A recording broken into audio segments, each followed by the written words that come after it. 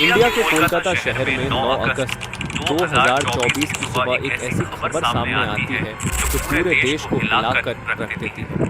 ये खबर थी एक 31 साल की महिला डॉक्टर की, जो कोलकाता के RG Kar medical college and hospital में अपनी ट्रेनिंग कर रही थी। हॉस्पिटल जैसे सुरक्षित माने जाने वाले जगह पर इस महिला डॉक्टर का मर्डर एंड रेप होना काफी चौंक आने वाला था। इस घटना का खुलासा तब हुआ जब डॉक्टर के डेथ बॉडी का पोस्टमार्टम किया गया।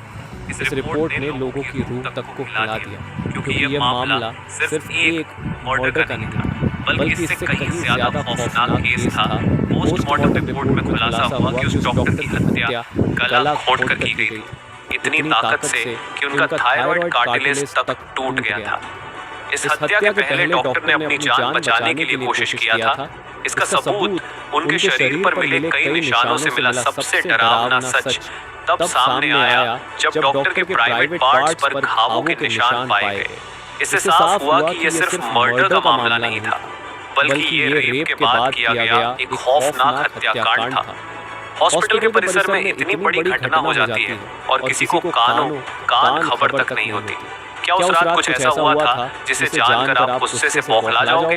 क्या वहाँ कोई और था जिसने इस क्रूर घटना को अंजाम दिया? और अगर था तो आखिर कौन था? इन्हीं सवालों के जवाब खोजते हुए हम आज की इस वीडियो में आपको बताएंगे कि आखिर क्या हुआ था उस रात इस मेडिकल कॉलेज के शांत माने जाने वाले परिसर में। जब आपको सच का सामना होगा तो यकीन मानिए आपके भी रोंगटे खड़े हो जाएंगे।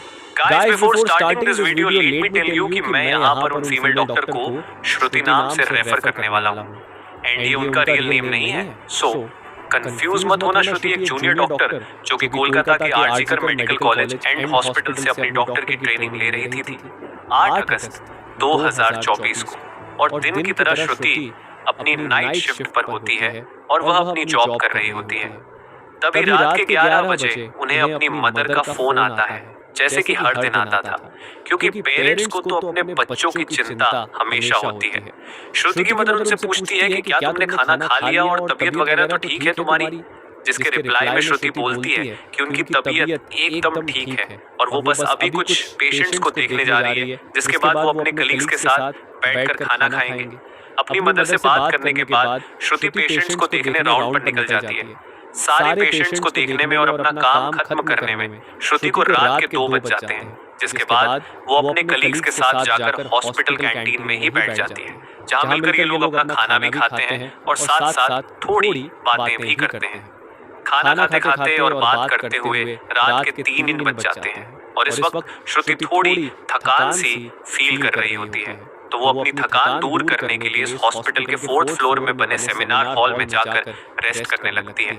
श्रुति के रेस्ट करते करते सुबह के 7:30 बज जाते हैं, पर वो तब भी इस सेमिनार हॉल से बाहर नहीं आती, जो कि काफी ज्यादा अनयूजुअल था, क्योंकि श्रुति कभी भी आधे 1 घंटे से ज्यादा का ब्रेक नहीं लेती थी।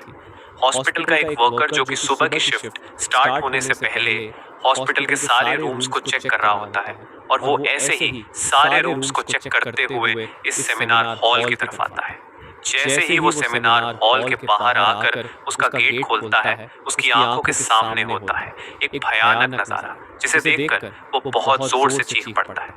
इस वर्कर की चीख सुनकर आसपास के लोग वहां इकट्ठा होने लगते हैं और देखते हैं कि सेमिनार हॉल के अंदर श्रुति की बॉडी बिना कपड़ों के पड़ी हुई है और उसके बॉडी पर कुछ ब्लड के निशान भी हैं। यहाँ खड़े सब लोगों के लिए ये एक ड्रामा से कम नहीं था, स्पेशली दूसरी फीमेल डॉक्टर्स एंड वर्कर्स के लिए, क्योंकि उन्होंने अपनी आंखों के सामने ऐसा नजारा पहली बार देखा था। वो भी हॉस्पिटल प्रेमिसेस के अंदर श्रुति की बॉडी को देखकर आसपास खड़े सारे लोग उसे एक स्ट्रेचर पर लेटते हैं और इमरजेंसी रूम में लेकर जाते हैं ताकि डॉक्टर्स उसकी कुछ हेल्प कर सकें। काफी देर तक डॉक्टर्स के स्ट्रगल करने के बाद भी 8 दी एंड श्रुति कुछ घंटों के बाद अपना दम तोड़ देती है। हॉस्पिटल में कुछ लोग थे जो कि इस मर्डर एंड रेप केस को एक नॉर्मल केस जैसा दिखाने की कोशिश कर रहे थे, जस्ट बिकॉज कि वो इस हॉस्पिटल का नाम बचा सके। बट जब पोस्टमार्टम रिपोर्ट्स आती हैं तो सब दूध का दूध और पानी का पानी हो जाता है। इन रिपोर्ट से साफ साफ पता चल जाता है कि श्रुति के साथ किसी ने जबरदस्ती गलत हरकत करने की कोशिश करी, और जब वो इस इंसान से अपने आप को बचाने लगी तो उसने उसका गला घोंट दिया, इवन उसे बहुत बुरी तरीके से मारा भी और फिर उसका रेप भी किया। ये सारे प्रूफ मिलने के बाद ये केस पुलिस को हैंड ओवर कर दिया जाता है एंड पुलिस वाले इस क्रिमिनल को पकड़ने के लिए लग जाते हैं। सबसे पहले पुलिस उस क्राइम सीन पर ही छानबीन करती है जहां ये सब हुआ था।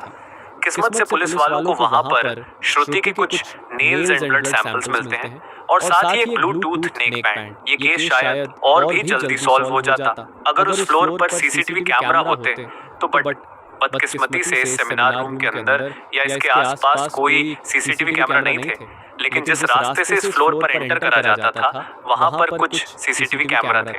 पुलिस वाले इन सीसीटीवी कैमरा में सुबह के 3 बजे से 8 बजे के बीच की रिकॉर्डिंग चेक करते हैं कि इतने टाइम के बीच कितने लोग इस फ्लोर पर आए और गए थे। इन सीसीटीवी फुटेजेस को